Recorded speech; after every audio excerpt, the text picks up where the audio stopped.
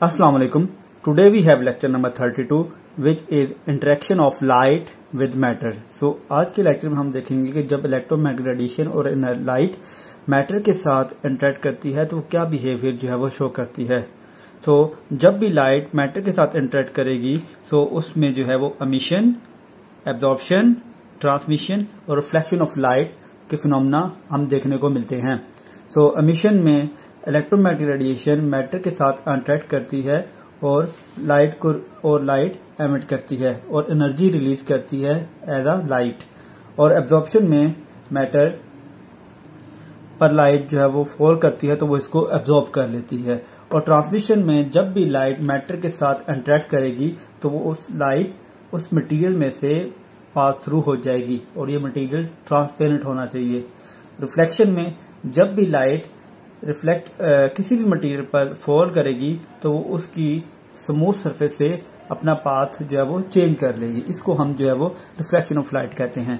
तो अब हम देखेंगे कि मटेरियल्स में और मैटर में एमिशन किस तरह होती है, एब्जॉर्प्शन किस तरह होती है, ट्रांसमिशन ऑफ लाइट किस तरह होती है और रिफ्लेक्शन किस तरह होती है।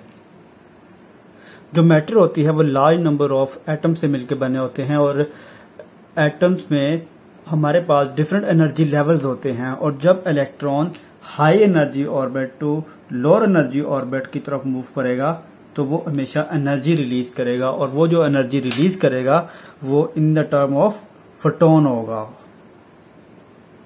तो इसको एमिशन ऑफ जो है वो लाइट होगी। और हमें पता है कि दो एनर्जी लेवल्स के दरमियान जितनी एनर्जी होगी उतनी ही ज्यादा का ये फोटोन एनर्जी और ब्राइटनेस उनकी ज्यादा होगी। और हमें पता है कि हर एनर्जी लेवल्स की एनर्जी जो है वो फिक्स होती है।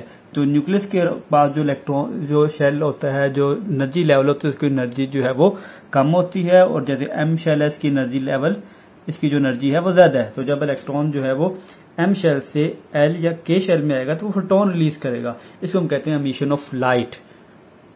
और उसके अलावा एब्जॉर्प्शन क्या होती है? एब्जॉर्प्शन भी एक ऐसा फिनोमेना होता है जब हाउ एब्जॉर्प्शन अकर।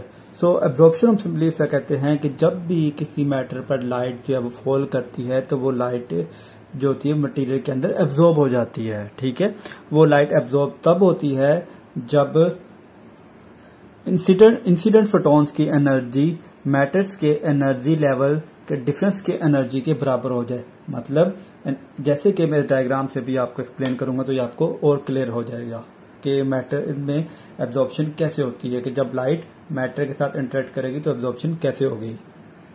हम देखते हैं कि जब हमारे पास एक लाइट या फोटॉन जब इससे आकर इस मैटर के साथ जो है वो इंटरेक्ट करेगा तो ये मैटर में जो एटम प्रेजेंट है ये एटम्स क्या करेंगे, एक्साइट कर जाएंगे। ठीक है, एटम या इलेक्ट्रॉन एक्साइट कर जाएंगे। ये एनर्जी एब्जॉर्ब करेगा, एनर्जी एब्जॉर्ब करके ऊपर वाले एनर्जी लेवल में चला जाएगा ग्राउंड स्टेट में। ठीक है, तो जब ये ग्राउंड स्टेट होती है हमारे पास, ये फर्स्ट स्टेट होती है, सेकंड, थर्ड, हर एनर्जी की लेवल्स की फर्स्ट एनर्जी ग्राउंड स्टेट है, ये फर्स्ट एनर्जी लेवल है, सेकंड एनर्जी लेवल है, थर्ड एनर्जी लेवल है। हर एनर्जी लेवल की एनर्जी जो है ना वो फिक्स होती है अकॉर्डिंग टू बोहर प्रिंसिपल या बोहर लॉ। तो जब फोटॉन्स की एनर्जी, फॉर एग्जांपल फोटॉन्स की एनर्जी हमारे पास जो है ना फॉर एग्जांपल 2 जॉल है और जब इन दो एनर्जी की लेवल जब भी ये इनकी एनर्जी भी 2 जॉल है तो जब फोटॉन्स की एनर्जी और ये इन दोनों एनर्जी लेवल्स की एनर्जी जब मैच 2 जॉल हो जाएगी तो ये लाइट क्या हो जाएगी, फोटॉन क्या हो जाएगा, एब्जॉर्ब हो जाएगा। इस तरह मैटर में जो एनर्जी जो है एब्जॉर्ब होती है तो इसकी एनर्जी 2 जॉल नहीं होती। ग्राउंड स्टेट में जो -13.6 इलेक्ट्रॉन जो ये जॉल होती है हाइड्रोजन एटम केस में। जस्ट मैंने आपको अंडरस्टैंड करने के लिए बताया कि जब फोटॉन्स की इंसिडेंट फोटॉन्स की एनर्जी मैटर के एनर्जी लेवल्स के दरमियान के डिफरेंस के मैच कर जाएगी, दोनों जैसे ये भी 2 जॉल है ये भी 2 जॉल है तो ये लाइट क्या हो जाएगी, एब्जॉर्ब होगी। एब्जॉर्ब होकर ये क्या चलेगा, हाई एनर्जी स्टेट में जो है चला जाएगा। इस तरह हम कहते हैं कि मैटर में जो है ऑप्शन जो है वो होती है। तो अब हम देखते हैं कि जो ट्रांसमिशन कैसे होती है और रिफ्लेक्शन कैसे होती है। तो अब हम देखेंगे हाउ ट्रांसमिशन अकर। मतलब जब लाइट मैटर के साथ इंटरेक्ट करेगी, किसी भी ऑब्जेक्ट के साथ इंटरेक्ट करेगी तो ट्रांसमिशन कैसे होगी। तो हम देखते हैं कि जब भी लाइट जो है ना किसी भी मैटर पे या ट्रांसपेरेंट ऑब्जेक्ट के साथ, जैसे कि हमारे पास जो है ना विंडो के ग्लास होते हैं, जब उस पे लाइट पड़ती है तो वो लाइट क्या करती है, उस विंडो ग्लास से जो है ना वो गुजर जाती है, ठीक है, उसमें से पेनिट्रेट कर जाती है या स्कैटर कर जाती है। इस फिनोमेना को हम कहते हैं ट्रांसमिशन ऑफ लाइट, ठीक है। तो जैसे आपको यहाँ पे डायग्राम में जो है ना एक साथ जो है वो नजर भी आ रहा है कि ट्रांसमिशन कैसे होती है जब लाइट जो है ना वो मैटर के साथ इंटरेक्ट करती है। तो अब हम देखेंगे कि रिफ्लेक्शन कैसे होती है, और अब हम देखेंगे जब लाइट जो है मैटर के साथ इंटरेक्ट करती है तो रिफ्लेक्शन जो है वो कैसे होती है। तो हम देखते हैं कि जब भी लाइट मैटर के साथ एक, जैसे कि फॉर एग्जांपल लाइट जो है वो ये इंसिडेंट लाइट आई और ये फर्स्ट प्लेन से ही अपना पाथ यहाँ पे पड़ने के बाद अपना पाथ जो है वो चेंज कर लिया, तो उसको हम कहेंगे रिफ्लेक्शन ऑफ लाइट। मिसाल के तौर पर अगर आप जो है ना वो एक मिरर लेके जो है वो सूरज की रोशनी के सामने खड़े हो जाए और आप देखेंगे कि सूरज की रोशनी मिरर से पड़ने के बाद दूसरी साइड पे जो है ना वो अपना पाथ जो है वो चेंज कर लेती है, तो इस फिनोमेना को हम कहते हैं रिफ्लेक्शन ऑफ लाइट। तो रिफ्लेक्शन ऑफ लाइट इस तरह होती है। सो अब नेक्स्ट हम ब्लैक बॉडी रेडिएशन को समझने पहले हम देखेंगे ब्लैक बॉडी होती क्या। अगर हम किसी भी ऑब्जेक्ट को जो है वो कार्बन ब्लैक से जो है वो कोट कर दे या पेंट कर दें उस पर कार्बन ब्लैक, तो वो जो है वो ब्लैक बॉडी बन जाती है। और ये ब्लैक बॉडी फिजिक्स में एक आइडियल सिस्टम होता है। ये आइडियल सिस्टम इसलिए होता है क्योंकि सूरज से आने वाली जितनी भी वेवलेंथ होती है, वेवलेंथ की जो लाइट होती है उनको एब्जॉर्ब कर लेता है, वो चाहे जिस मर्जी फ्रिक्वेंसी से आ रही हो या एंगल से आ रही हो, ये उन सब वेवलेंथ की लाइट को एब्जॉर्ब कर लेता है। और ये जिस रेट से लाइट को एब्जॉर्ब करता है उसी रेट से ये एमिट भी कर रहा होता है लाइट को, ठीक है। और जो रेडिएशन जो है ना ब्लैक बॉडी से एमिट हो रही होती हैं उन रेडिएशन को हम कहते हैं ब्लैक बॉडी रेडिएशन। और जो सन है वो हमारी जो है ना ब्लैक बॉडी रेडिएशन की परफेक्ट जो है ना वो एग्जांपल है। अब जो नेक्स्ट है कि हम ब्लैक बॉडी जो है ना वो कैसे बना सकते हैं। सो ब्लैक बॉडी बनाने के लिए हम एक स्फीयर को लेते हैं जैसे आपको यहाँ पे नजर आ रहा है, और इसमें हम एक नैरो होल कर देते हैं और इसको जो है वो इसका जो इंटरनल है उसको जो है वो कार्बन ब्लैक से कोटेड कर देते हैं। और जब रेडिएशन इस नैरो होल के से अंदर आती हैं तो इसकी वॉल से सफेयर की वॉल से हिट करती हैं और 99% जो लाइट है वो एब्जॉर्ब होती है और दोबारा जो है वो रिमेनिंग लाइट जो होती है वो दोबारा आप देख रहे हैं जैसे नजर दोबारा वो हिट करती जा रही है। और हर बार जब भी वो मतलब से टकराती है तो 99% एनर्जी जो है ना एब्जॉर्ब होती है। और एब्जॉर्ब होने से क्या होता है कि जो टेम्परेचर जो होता है सरफेस का जो होता है वो सफेयर का वो इंक्रीज करता है। और नैरो होल से जो रेडिएशन बाहर एमिट होती है वो उसका जो वेवलेंथ है वो क्या होती है, कांस्टेंट होती है, ठीक है। और ये जिस रेट से एनर्जी को एब्जॉर्ब करता है उसी रेट से एमिट भी कर रही होती है। सो अब नेक्स्ट हमारे पास है characteristics of black body radiation. मतलब हम ब्लैक बॉडी रेडिएशन को when displacement law, Stefan Boltzmann law और प्लैंक्स लॉ से जो है ना हम जो है वो एक्सप्लेन कर सकते हैं। और ये जो हमारे पास जो when displacement law, Stefan Boltzmann law और ये जो है ये क्लासिक हमारे पास जो है ना वो फिजिक्स के लॉज हैं, क्लासिक मैकेनिक्स के हैं। और जो प्लैंक्स लॉ है ये क्वांटम मैकेनिक्स के। और मैं बता दूं कि जो ये दोनों लॉज थे ये ब्लैक बॉडीएशन की जो कर्व थी ये को एक्सप्लेन नहीं कर सके थे, ठीक है। तो उसमें जो है इन दोनों की लिमिटेशन थी और उसको जो है प्लांक्स ने जैसे एक्सप्लेन किया था, लेकिन वो हमारे इस कोर्स में मैंने देखा नहीं है, तो हम जस्ट इन दोनों को ही थोड़ा सा डिटेल में पढ़ते हैं, ठीक है। तो वेन डिस्प्लेसमेंट लॉ को अंडरस्टैंड करने से पहले हम जो है ना एक छोटी से जो एक्सपेरिमेंट है उसको जो है ना वो अंडरस्टैंड कर लेते हैं और हम ये समझते हैं और ये देख लेते हैं कि किसी भी ऑब्जेक्ट का जो कलर होता है वो टेम्परेचर पर डिपेंड करता है। यानी कि टेम्परेचर अगर हम फॉर एग्जांपल हम जो है वो आयरन रॉड को जो है ना वो हीट कर रहे हैं तो हम देखते हैं कि with the passage of time जो आयरन का जो रॉड का जो कलर है वो चेंज होता जा रहा है। फॉर एग्जांपल जब हमने इसको हीट करना शुरू किया तो उसका कलर स्टार्ट में रेड था, फिर ऑरेंज हुआ, फिर येलो हुआ, मतलब टेम्परेचर बढ़ाने से कलर चेंज हो रहा है। येलो के बाद फिर ब्लू एंड एड पे वो जब उसको ठंडा करते हैं तो व्हाइट हो जाता है, ठीक है। तो इस समय ये पता चलता है कोई भी ऑब्जेक्ट का कलर क्या होगा या वो क्या कलर शो करेगा ये उस ऑब्जेक्ट के टेम्परेचर पर डिपेंड करता है, ठीक है। मिसाल के तौर पर जो हमारा जो सन है उसका जो टेम्परेचर था वो 5778 केल्विन होता है, ठीक है। और सन हमको पता है कि वो येलो में जो नजर आ रहा होता है।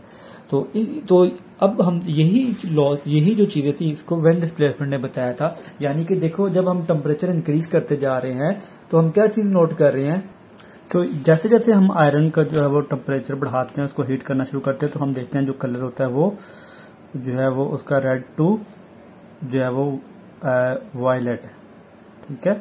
जैसे आपको जो है वो नजर भी आ रहा होता है, तो मतलब इस रेड कलर की वेवलेंथ क्या है, ज्यादा उसकी जो क्या चीज डिक्रीज हो रही है,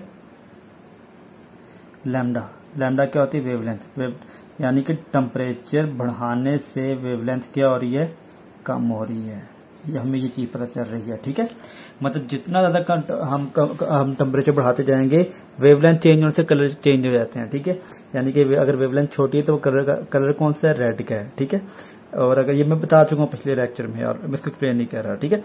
अगर टेम्परेचर बहुत ज्यादा कर दिया तो कलर कौन सा हो जाएगा, वायलेट हो जाएगा, जैसे रेनबो के कलर होते हैं, ठीक है। अगर टेम्परेचर कम है तो कलर रेड है, अगर टेम्परेचर बहुत ज्यादा है तो कलर क्या हो जाएगा, red, orange, yellow, green, blue, फिर वायलेट हो जाएगा, ठीक है। तो ये चीज जरूरी थी। अब हम करेंगे वेन डिस्प्लेसमेंट लॉ, क्योंकि कर्व को यही चीज एक्सप्लेन करती है, जो कि कर्व जो कि आपके हैंड आउट में स्टार्ट में वो कर्व दी गई है, तो वो कर्व ये वेन डिस्प्लेसमेंट लॉ करती है, इसलिए मैंने ये चीज, ये अगर ये चीज आपको समझ आ गई तो वो कर्व 2 मिनट में समझ आ जाएगी, ठीक है। अब हम वेन डिस्प्लेसमेंट लॉ को स्टडी करें। अब जो पीछे मैंने आपको स्टोरी बताई थी कि टेम्परेचर बढ़ाने से जो वेवलेंथ जो होती है वो डिक्रीज होती है, वेवलेंथ के डिक्रीज होने की वजह से कलर क्या होता है, चेंज हो जाता है जब हम आयरन रॉड को हीट कर रहे थे। सिमिलरली इसने इसी चीज को बताया था कि temperature is, according to this law, temperature is inversely proportional to wavelength.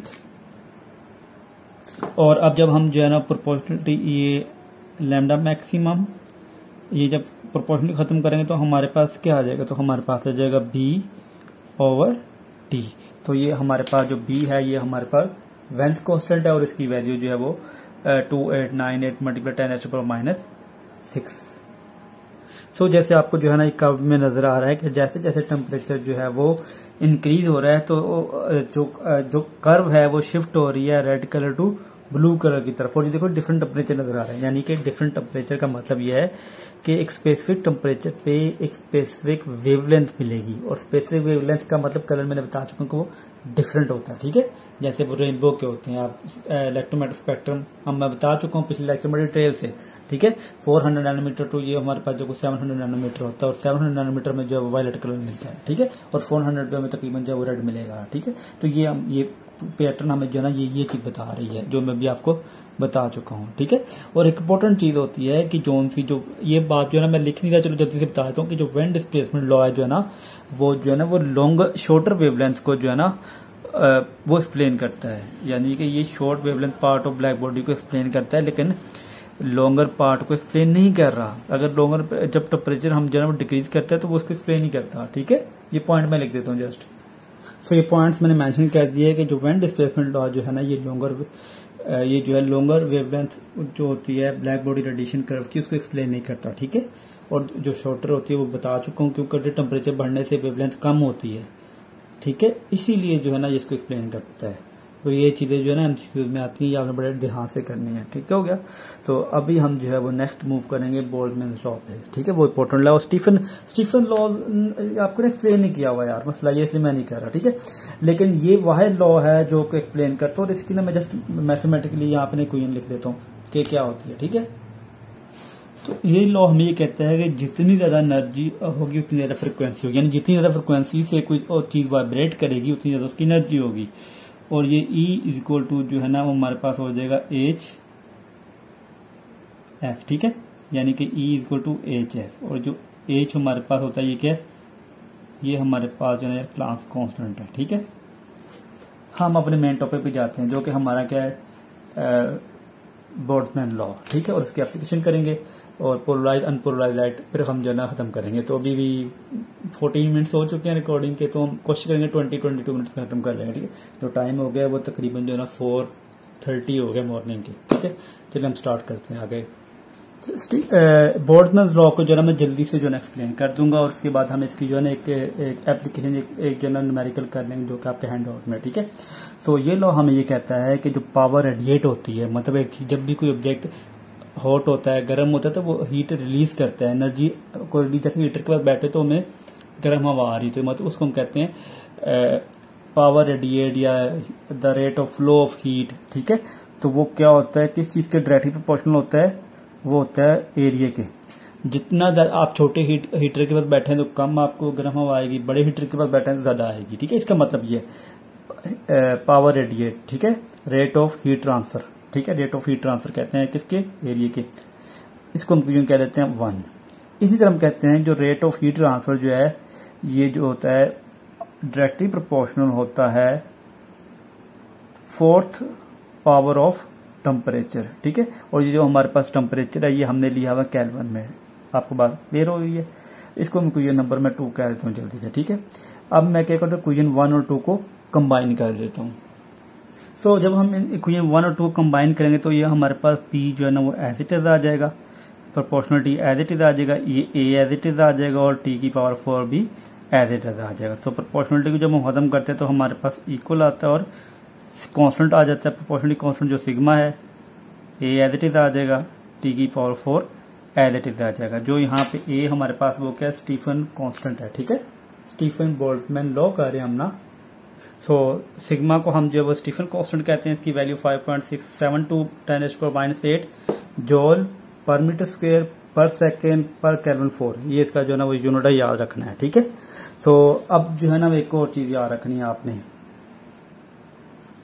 जो परफेक्टली ब्लैक बॉडी जो मैंने कहा था कि जो कि कार्बन ब्लैक से बनी होती है, जो परफेक्ट ब्लैक बॉडी जैसे सन हो गया, तो उसके लिए जो हमारे पास जो इक्वेशन होगी वो बोल्ट्जमैन लॉ की क्या होगी, वो ये होगी। और यही न्यूमेरिकल आपकी हैंड आउट में, ठीक है। या कोई देखो जरूरी नहीं की खाली कार्बन ब्लैक ही जो है ना वो ब्लैक बॉडी होगी, वो परफेक्ट ब्लैक बॉडी, कोई और भी कलर का ब्लैक बॉडी जो है ना वो हो सकता है, ठीक है। तो उसके लिए हमारे पास जो वैल्यू होगी वो P = E sigma A T4। ए यहाँ पे एरिया है, ये सिग्मा जो है कांस्टेंट है, स्टीफन E क्या है एमिसिविटी है, ठीक है। और E देखो परफेक्ट बॉडी के लिए जो E की वैल्यू क्या होती है 1 होती है, हमें याद रखना, मिस्टर एमसीक्यूज में आया होता है अक्सर। और जो एनी सब्सटेंस के लिए उसकी जो वैल्यू होगी E की, यानी कि वो 0 से ग्रेटर होगी और 1 से लेस होगी, याद रखनी है आपने बात, ठीक है। और एमिसिविटी हमारे पास क्या होती है, rate of radiation through per unit area of substance divided by rate of radiation through unit area of black body radiation. और ये जो टेम्परेचर जो है वो दोनों का सेम रहना चाहिए, कांस्टेंट रहना चाहिए, ठीक है। तो अगर जो है ना वो E की वैल्यू लेस है, अगर E की वैल्यू लेस है तो मतलब जो P भी लेस है, ये ना मैं लिख देता हूँ, ठीक है। अगर E जो है ना आपके पास वो लेस है तो मतलब P भी क्या है लेस है, ठीक है यार। अगर मतलब के अगर पावर रेडिएट मतलब रेट फ्लो ऑफ हीट, अगर मतलब हीटर से आपको हीट कम मिल रही है तो मतलब E की वैल्यू भी लेस है, ठीक है। अब हम करते हैं इसकी क्या करते हैं, हाँ न्यूमेरिकल करते हैं। न्यूमेरिकल करने के बाद हम जो है वो करेंगे लास्ट पोलराइज अनपोलराइज लाइट। देखो मैं कोशिश कर रहा हूँ लेकिन ना चीजें ऐसे को टाइम लग जाता है। अभी भी जो है ना वो 18 हो गए, तो कोशिश करूंगा नेक्स्ट 3-4 मिनट में जो है ना 5-10 में खत्म कर दूं, ठीक है। सो ये हमारे पास जो है न्यूमेरिकल जो कि आपके हैंडआउट में, जिसका क्वेश्चन सिंपल ये आपको मैंने मेंशन कर दिया कि find temperature of planet at a distance r from the sun है। सो हमें जानना वो टेम्परेचर ऑफ द सन भी गिवन है, रेडियस का सन का रेडियस भी गिवन है, और हमने जो है ना ये इक्वेशन उसने कहा कि आपने यूज करनी है, जो मैंने आपको बता चुका हूँ स्टीफन बोल्ट्जमैन लॉ से, ठीक है। ये P की वैल्यू आपने ये उसने गिवन है, ठीक है। टेम्परेचर ऑफ द प्लैनेट हमने जो फाइंड आउट करना है, ठीक है।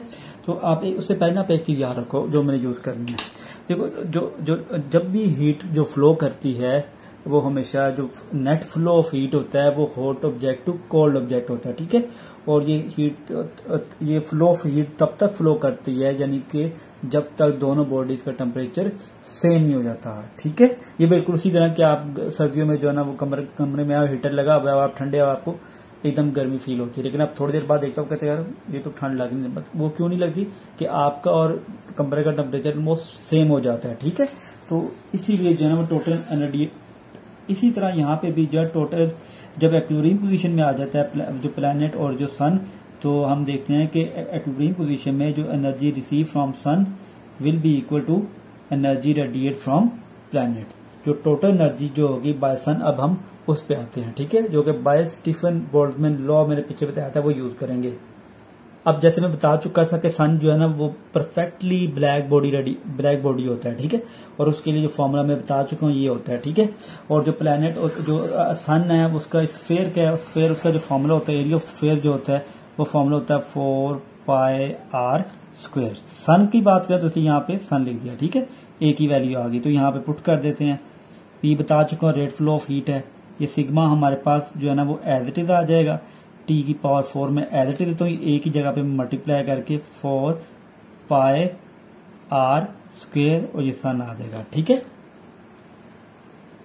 अब देखो, अब हमने जो टोटल एनर्जी कैलकुलेट करनी है, जो कि हमने फाइंड आउट करना था P इक्वल टू, देखो वो हमारे पास कहते हो एनर्जी रिसीव्ड पर यूनिट एरिया ऑफ प्लेनेट। ये टोटल एनर्जी जो हमारे पास सन से मिल रही है, ये वो वाली एनर्जी है। ठीक है, ये याद रखनी है। जो प्लेनेट की होगी वो क्या हो जाएगा, एरिया, वो प्लेनेट हमें कितनी एनर्जी मिल रही है, 1/4 पाई आर स्क्वायर। यार स्क्वायर का क्या होता है फॉर्मूला, एरिया यही होता है ना, यही पुट कर देना। सन के लिए सन लगा देना, प्लेनेट के लिए कुछ भी ना लगाना, सिंपल आर स्क्वायर लिख देना, इसको यहाँ पुट कर दो इस फॉर्मूले में जो मैंने ये बताया। देखो इसकी जगह पे तो ये जगह वैल्यू आ जाएगी ना, sigma T4 multiply 4 pi R square sun divide कर लो या 1/4 लिख लो 4 पाई आर स्क्वायर। देखो अगर आप इसको ना इसमें से अगर आप जो ना 4 पाई कैंसिल कर दें, 4 पाई कैंसिल कर दें। ठीक है, अच्छा ये P यहाँ T 0 से लिखे सन के लिए ताकि डिफरेंशिएट रह सके। अब ये सारा P ना, P की जगह पे क्या आ जाएगा, सिग्मा T4 था ना, ये सिग्मा T4 मैंने लिख दिया। ठीक है, ये प्लेनेट का था ना, ये हमने फाइंड आउट करना है, मैं गिवन था प्लेनेट के लिए। ठीक है, अब हमने क्या करना है कि मैंने ना इसको ना ये यार ये सिग्मा ना इसको भी कैंसिल कर दो, ये इधर से ये भी कैंसिल हो जाएगा। ठीक है, अब सारा करके दिखाता हूँ। अब हम ऐसा करते हैं, इस पूरी वैल्यू T4 को जो ना ये देखें, ये आ जाएगी हमारे पास, ये क्या आ जाएगा यार, ये हो जाएगा R sun square over R square. अब मैं क्या करता हूँ 1/4 से मतलब क्यूब रूट टेट्रा रूट लेता हूँ यार, 4 1/4 ये तो आपको आता है यार, किस तरह ये लिया हो कैंसिल, ये क्या आ जाएगा 1/2 रह जाएगा, ये 1/2 रह जाएगा। ये क्या आ जाएगा T इक्वल टू T0, ये square root R sun over R planet का, ये हमारे पास फॉर्मूला आ जाएगा। ठीक है, इसका तो ये इक्वेशन हम यूज करके फाइंड आउट कर सकते हैं सिंपली। और ये बता चुका, कोई बताएगा कैसे आएगा, सिंपल बता रहा हूँ यार। ये देखो 1/2 बच गया था, तो x 1/2 का मतलब क्या होता है, √x ना, तो ये वही लिखा है। तो हमारे पास क्या बचा था, r 1/2 बचा था ना, तो वो √r आ जाएगा, बस ये हमारे पास आ गया। ठीक है, अब लास्ट चीज रहेगी पोलराइज अनपोलराइज लाइट, फिर उसके बाद छुट्टी। सो लास्ट टॉपिक हमारा जो है ना वो है polarization of light. So polarization हम कहते हैं, पोलराइजेशन का मतलब ये लाइट, पोलराइजेशन ऑफ लाइट का मतलब ये होता है कि to change unpolarize light into polarize light by using polarizer, के मतलब हम अनपोलराइज को जो पोलराइज लाइट में कन्वर्ट करते हैं बाय यूजिंग पोलराइजर, उसको हम कहते हैं पोलराइजेशन ऑफ लाइट। ठीक है, तो अब हम जैसे देखें, जब भी हमारे पास जो लाइट जब ट्रेवल करती है तो हमारे पास जो है वो हम देखते हैं कि उसकी जो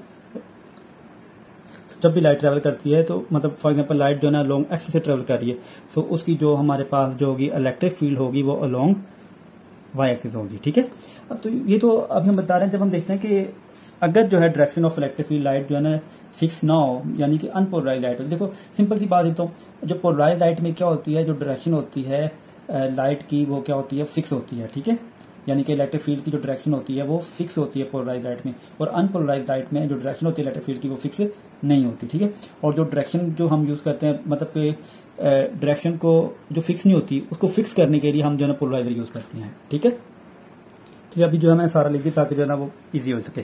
सो अब देखो, ये हमारे पास जो है ना अनपोलराइज लाइट है, जब वो 3D केस में होती है, तो इसको बनाने का आसान तरीका जो है ना मैंने जैसे बनाया, मैं ऐसे बनाता हूँ ऐसे।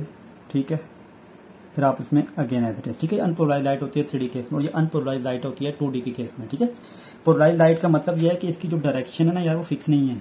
ठीक है, डायरेक्शन अपवर्ड है, ये डाउनवर्ड है, इसी नीचे आ गई, अगेन ये अपवर्ड था, इसी वजह डाउनवर्ड, ये डाउनवर्ड आ गया, ये अपवर्ड डाउनवर्ड, और ये डायरेक्शन इधर है, यानी डायरेक्शन ऑफ इलेक्ट्रिक फील्ड जो है ना वो फिक्स नहीं है यहाँ कहीं पे भी। ठीक है, और यहाँ पे डायरेक्शन ऑफ इलेक्ट्रिक फील्ड इसी की ये 2D इमेज बनी हुई है। देखो ये डायरेक्शन इधर है, इसकी नीचे है, इसकी नीचे है, तो डायरेक्शन जो है ना फिक्स नहीं है। अनपोलराइज लाइट 2D पिक्चर बनाई है समझाने के लिए। ठीक है, और जो हमारे पास जो अनपोलराइज लाइट होती है वो हमारे पास किस चीज की होती है, हमारे पास आप जो है ना वो समझ लो सन हो गया या जो कैंडल होगी। ठीक है, और जो पोलराइज लाइट हो जाएगी हमारे पास, उसमें क्या होता है, इलेक्ट्रिक फील्ड की जो डायरेक्शन होती है वो सेम होती है। जैसे हमारे पास क्या होती है, लेजर है, जो लेजर होती है ना वो पोलराइज लाइट होती है। ठीक है, और अब देखो जो हम पोलराइजर करते हैं, पोलराइजर क्या करते हैं, अगर मैं इसके रास्ते में एक पोलराइजर लगाता हूँ, फॉर एग्जाम्पल एक पोलराइजर रखता हूँ यहाँ पे। ठीक है, तो वो लाइट को क्या कर देगा, लाइट से गुजरने के बाद ये हो जाएगी, उसमें इलेक्ट्रिक फील्ड की डायरेक्शन क्या हो जाएगी, फिक्स हो जाएगी, ठीक है, सेम ट्रैक्शन हो जाएगी। देखो यहाँ कोई ट्रैक्शन नहीं है जैसे मैंने यहाँ बताया, और इसके आगे जब मैं एक पोलराइजर लगाता हूँ तो लाइट क्या हो जाती है, इलेक्ट्रिक फील्ड की डायरेक्शन क्या होती है, फिक्स हो जाती है। काम पोलराइजर को होता है।